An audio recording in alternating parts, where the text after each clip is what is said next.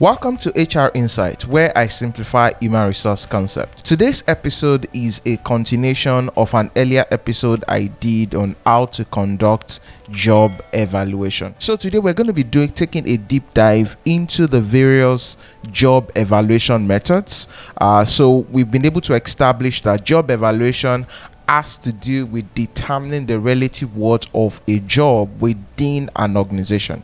So in order for you to determine the relative worth of the job, what are the various methods that can be adopted to arrive at the relative worth that will lead to an hierarchical order of job within the organization? As a form of recap, job evaluation is a systematic process for defining the relative worth or size of jobs within an organization in order to establish internal relativity. For you to be able to establish the internal relativity, you must adopt a particular job evaluation method. So what are the various job evaluation methods that can be adopted to arrive at the relative worth of the job within an organization?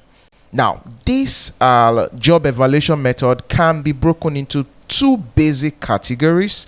Category one is what we call non-analytical methods, while category two is called the analytical method. For the non-analytical method of job evaluation, the method do not produce a numerical score for job evaluation. So if you apply this method of job evaluation, you will not have a numerical score at the end of the day. No basis. It's a bit of a subjective method, and that's why we call it a non-analytical or non-quantitative. No particular numbers involved in what you're doing. The method actually look at the job globally. So it look at an holistic view of the job in terms of the importance of the job to the organization without analyzing the job in terms of the constituent part of the job in any way. So it just looks at the job holistically and say this is what the evaluation is going to come to. That's why it's subjective and it's non-analytical method.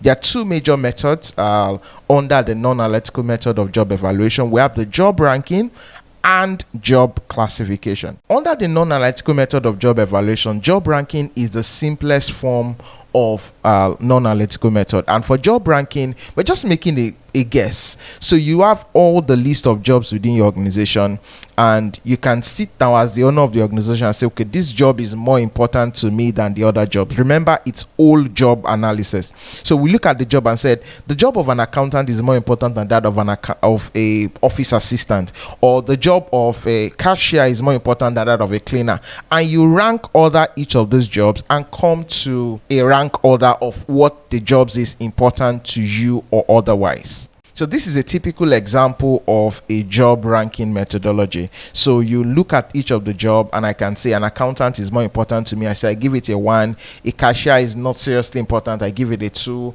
Front desk, office assistant, and cleaner. Now, this particular method is useful for smaller organization. When the organization starts to get complex, this method may not suffice. Then the job classification. For job classification of job evaluation, it defines classes of jobs and description of some of the jobs that are in each of those classes, and it just slots them into those classes. This is a typical example of a job classification method that is on non-analytical. So I have 4 classes of jobs here.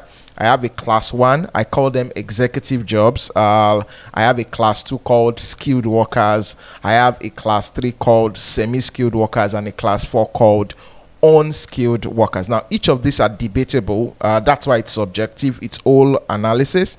But as far as a small organization is concerned, this can work. So you have all the jobs that meet each of the criteria for executive in one class, the skilled workers in one class, semi-skilled in one class of jobs, the unskilled workers in one class. So you could have 4 classes of jobs. So for this, it's very useful for organizations that nothing too complex, simple organization.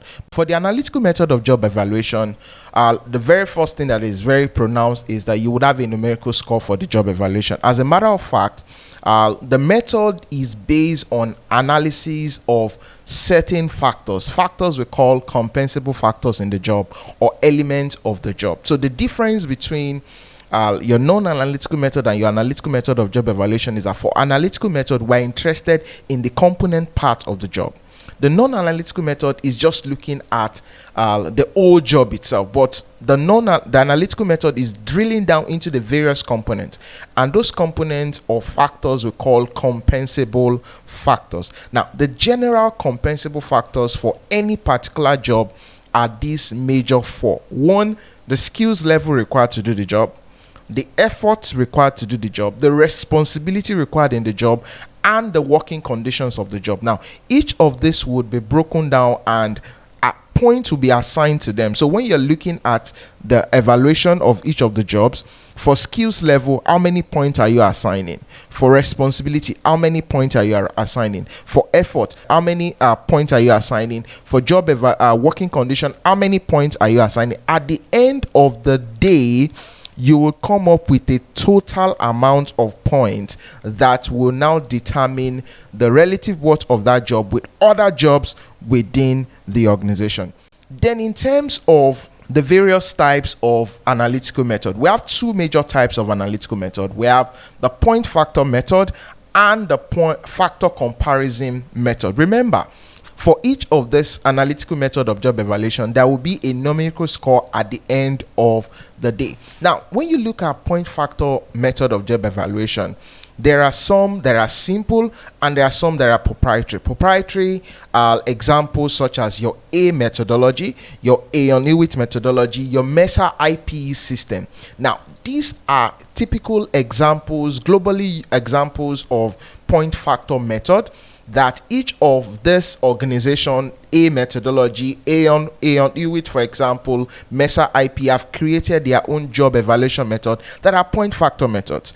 Each of them would define the factors they want to check and their obtainable points that are assigned to each job grade. Then the factor comparison, one very interesting example is your Patterson job grading. Now, for your Patterson job grading, it only classifies the job based on one factor, and that factor is decision making or freedom to act. So when you're looking at Patterson job evaluation methodology, we're looking at the job based on the level of decisions required to do the job, from strategic to operational decisions, and a point to be assigned to know what grade the job would arrive at the end of the day. So looking at each of the various methods of job evaluation, either non-analytical method of job evaluation or the analytical method of job evaluation, depending on the complexity of the organization, will determine what to use. As a matter of fact, the complexity of the organization also determines the time it takes to do the evaluation. Whatever decision or whatever method of job evaluation that you choose to adopt for your organization will be a function of the organization and the numbers of jobs within that organization. If you have questions for me based on today's episode, remember to drop it in the comment section below and we'll be able to engage each other. And remember also to click the like button. Thank you very much for watching. I'll see you in the next episode.